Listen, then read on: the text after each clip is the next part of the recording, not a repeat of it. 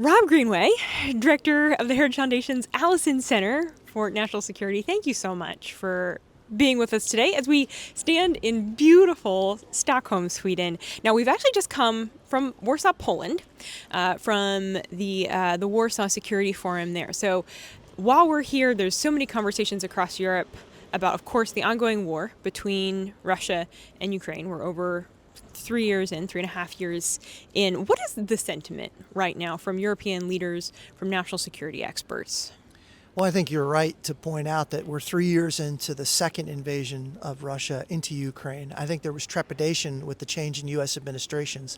But I think now at this point, since Vladimir Putin has rebuffed all attempts of President Trump to negotiate a peaceful settlement and bring the conflict and the killing to an end, I think there's increasing optimism that President Trump is going to apply greater pressure against President Putin to get him to the negotiating table and therein bring a sentiment. And I think, too, a recognized commitment that they have got to do more for their own individual and collective defense. Yeah, really critical.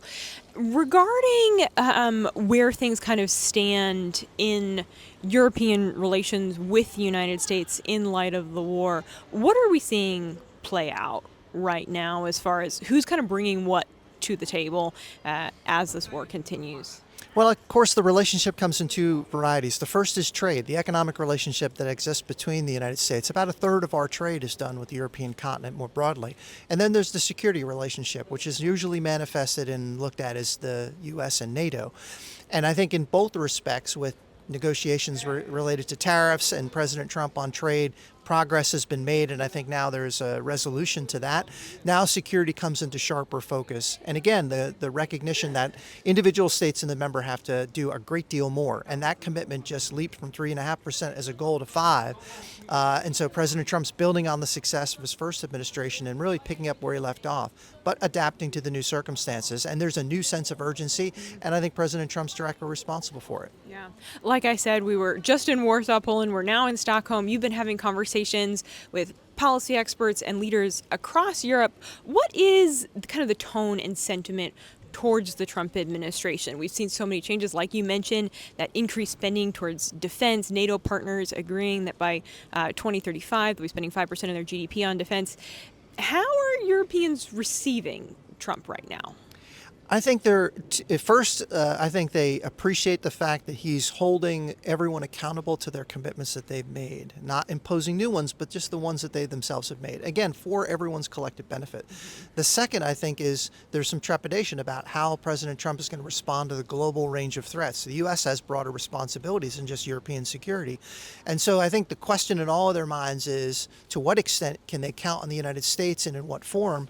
And I think those decisions are currently being made. I think there's no doubt that the United States will remain committed to European security, but I think it's going to look a little different now than it has in the past. And one of the reasons we're here is to figure out exactly what the U.S. contributions should be. What does that look like? And therefore, what do our NATO partners need to do?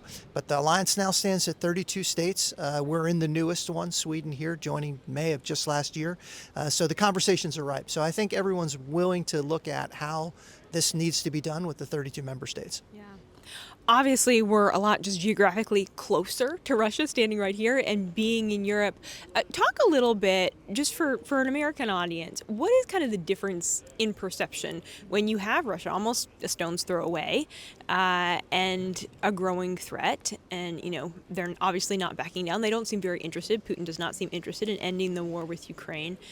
Help us understand how Europeans are perceiving this threat from Russia right now. You're exactly right. Proximity defines the way they look at the threat. And if you look at defense spending and the measures taken by member states, the closer you are to the threat in Moscow, the closer and the more increased steps that you're taking. So here in Scandinavia, they've always taken their defense seriously because of the proximity of the threat. Now, as members of NATO, they're looking at how they can contribute as individual members. So closer you are to the threat, the more grievous and the more serious you take it. On the other hand, the further away, I think you see a lax commitment, and I think that has to change. And it's harder to get, I think, populations in support of that when the threat seems so distant. But when Putin decides to send drones across and violate the airspace of NATO members, triggering Article 4, which is mandatory consultation, not mandatory response, then I think you're starting to see that it makes it easier for governments to convince their people to shoulder an additional burden to increase defense spending and resources. Yeah, that's critical. And I think that raises a really critical point as far as the shifts that we have seen in this war over the past 3.5 years, that, we really went from not seeing many drones to all of a sudden now we're seeing kind of this huge drone threat that's expanding. What are you anticipating that we're going to see from Russia in the coming weeks, months? Well, past his prologue, we're going to see additional escalation. And I think as additional pressure is applied, both economic and from a security standpoint, Putin's responses are probably going to increase that escalation. So drones, certainly. Flybys, so Russian aircraft, manned aircraft violating airspace, including energy platforms in the Baltic Sea.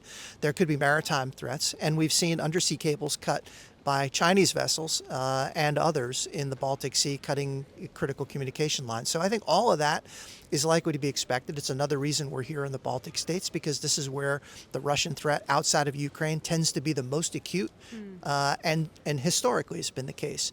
So I think escalation is likely to happen. But I think without pressure, it's unlikely Putin's going to come to the negotiating table, and it's unlikely we get an end to the conflict, which is so desperately needed. Yeah.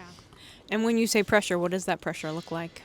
On the economic side, it's already begun. I think President Trump doesn't get enough credit for applying economic pressure, and that began with his visit in the summer to our Gulf state partners and resumption of control of the global energy markets. That has already had a significant impact on Russia's economy, which was at 4.6% GDP growth last year, better than the United States or any European country, while at war, to 1.4% already this year. Their revenue has been severely cut, which means they can't spend as much on defense. On the second hand, President Trump has announced, and details haven't been decided, $90 billion of security assistance to NATO, which we imagine a lot of that will end up going through NATO to Ukraine. So the pressure is coming now in both directions. We've also, President Trump has applied sanctions to India for purchasing Russian oil, which again decreases export revenues and sends a message to partners and allies. The United States is serious about the pressure it's applying, and I think that's necessary. Yeah. Since you mentioned it, I do want to ask about China, because that's a really important part of this conversation that sometimes gets left out. But in terms of kind of the role that China is playing in this ongoing conflict, war between Russia and Ukraine, how is the United States, how is the Heritage Foundation watching that threat and really seeking to educate policy leaders, leaders here in Europe, that we can't take our eye, even though we are very focused on Russia, we can't take our eye off of China? No, you're exactly right, and it's a great question, perhaps the question for the United States. First, I think there's a recognition, as I said, that our responsibilities in the United States go far beyond European security. We have commitment here, but we also have global responsibilities. Second is we've seen Chinese support for the Russians, certainly not just the purchase of their oil, but also security cooperation. North Korea is sending troops, Iran is sending drones. So all of that external support really means that the president's primary objective is to prevent closer cooperation between Moscow and Beijing. If that were to happen, then this new axis that is forming between our adversary states begins to coalesce. That constitutes a much more grave threat to the United States and to our partners and allies.